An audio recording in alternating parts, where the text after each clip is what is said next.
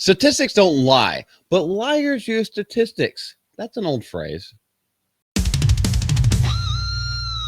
And what we're talking about today is Rachel Zegler trying to use statistics that are basically like an inconvenient truth.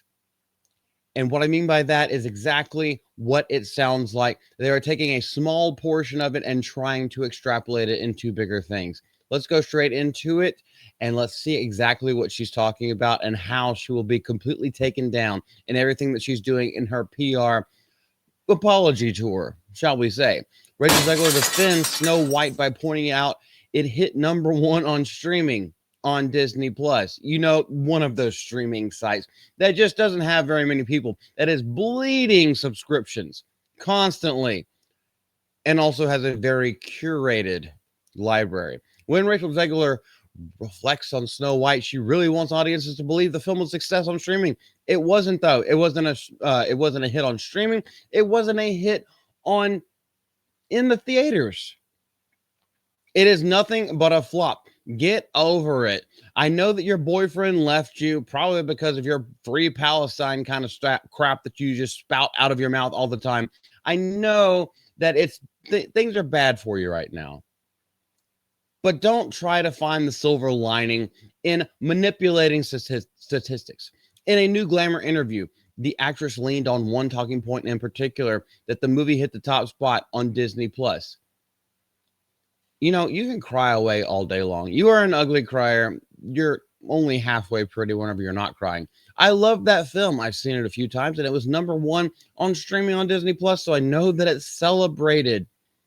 I will say that one song is very catchy. Waiting on a Wish. It's actually a very catchy song. However, the film absolutely fucking sucked. I was throwing fits like a damn toddler whenever we had to watch it the first time. And the only time. I was literally kicking my feet at how horrible the movie was.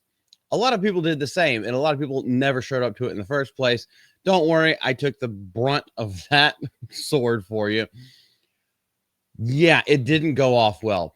And there's another thing that goes on with this. This article will explain it, but there's another thing that goes off. As soon as something new comes out, it is highlighted across your homepage. So it's more likely to get clicks. It's like the homepage of Rumble. It's like the homepage of Kick. It's like your first algorithmic point. So yes, you will get some clicks. Does that necessarily mean that it is celebrated? Or does that mean that people are just like, oh, let me see this. Oh, let me not see this, which is exactly what happened. Of course, that statement quickly set off alarms among data focused viewers, because in today's entertainment landscape, platform-only victories don't tell the full story, and they certainly don't rewrite a film's reception. Let me see who wrote this so we can give them a shout-out. Oh, it's Marvin. This is Marvin. So I have a feeling there's an 85% chance that we're going to agree on what he says in this. Let's start with the claim that Snow White topping Disney Plus equals validation. Yes, it hit #1 on its home platform at launch. Probably for the reasons that I just said. But curiosity clicks are guaranteed for brand new releases on their debut weekend, especially when controversy surrounds them. Yes, that's almost exactly what I just said. And I agree with Martin in this instance. It is put into the algorithm to get you to click on it, which will, on the streaming sites, will count as a watch. Now, Nielsen, and there are some other data gathering sites that it takes a little bit more than just a click, or a little bit more than just 1 minute or 5 minutes of watching for it to actually count. Despite the narrative Rachel Zegler was pushing, the real measurement of streaming success for Snow White comes from Nielsen streaming rankings. And so, well, he's going to use Nielsen in this one. I could use a different one, but hey, we're just going to keep this short and sweet. Here's how it actually performed. Hit #5 on streaming movies for 1 week, the week of June 9th to the 15th. A notorious dead season for film. Fell to #6 the following week.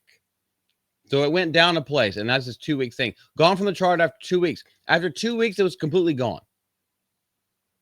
It was 5, 6, and then completely in the dust. Never entered the overall top 10 streaming charts. Boom, got you right there. This isn't a streaming success. It's a brief curiosity-driven spike followed by a fade into silence. Yes, the algorithm left it in the dust, just like customers left it in the dust, just like moviegoers left it in the dust, because it was an affront to the actual story of Snow White. Not only just an affront to the story of Snow White, let's keep it a buck right here. It also had to do with Rachel Zegler running that fat, flabby mouth all over the place, bringing politics into it, bringing Trump voters into it, bringing Palestinian and Israeli politics into it. Nobody gave a shit. Everyone was turned off. Show a little leg, show them thighs, that thigh gap that I know you have, and you might have done better, but instead you had to open your mouth. This is going to be a little bit misogynist, but hey, I'm just going to say it. What does every man want out of his woman? Less talking. And this is what translates to money whenever it comes to Hollywood. Jennifer Lawrence is kind of learning it. Jennifer Garner is kind of learning it. Maybe if y'all learned a little bit more of that little, maybe if y'all learned a little more of just the basics of heterosexual male to female attraction, maybe your films would do better. Focus on the project. The streaming defense looks even shakier when you follow the money. Snow White carried a reported production cost near $300 million. Yeah, it's reported. And industry estimates put the total outlay near $400 million. It's way more than that. Once global marketing is factored in, that's franchise anchor money that we expect a blockbuster investment. It was nowhere close to that. Because let's just take these numbers and say that they're correct. We know they're not. Because every time they have to file the taxes, we actually find out that it's actually way more than that. But let's just take these numbers. $400 million for the global marketing. That means that at bare minimum, it means to make $800 to $900 million. It didn't even come close. It barely got back the budget. Domestic box office, $87.2 million. Global total, $205.7 million. Estimated losses, enormous after exhibitor cuts. Ooh. Got him. No amount of number one on Disney Plus spin changes that outcome. She's just trying to save her career. Let's be honest. She's just trying to save what little of a career that she's had, this flash in the pan that she is. Yes, the girl can sing. Great. Put her back on Broadway. Oh, they put her on Broadway, and that play failed as well. Oops. Almost like her personality drove the consumers away. You can have a pretty voice all day. You know, a lot of girls have pretty voices. A lot of men have pretty voices. Tillian from, ex-Dance, Gavin Dance at this point. But Johnny Craig, rest in peace, the guy from We Came as Romans. There are a lot of guys who have great and beautiful voices. That's not going to change. That's not going to change what you say whenever you're trying to promote your movie. Promote your music, promote your movie, promote your Broadway show, promote your TV show, promote anything. We just shut up and sing. That's basically what it's all going down to. Shut up, sing, put on a smile, do a little twirl, do a little curtsy at the end of it, and get the fuck off the stage. And don't try to come back later because you haven't apologized for any of this shit. You have not apologized for one single thing. Not that the apology now would mean anything because it certainly wouldn't. But this is what you have to do. Keep it to the business. Business-oriented, business-related.